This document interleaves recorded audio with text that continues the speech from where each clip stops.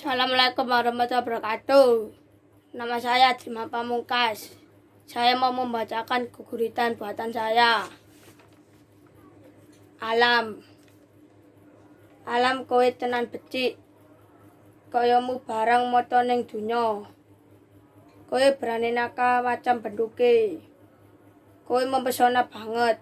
Nganti aku lali sisamu barange. Alam. Kowe becik banget. Nganti motoku iki gak arep merem. Wektu deleng kowe dendi wae aku alam sanuli ana.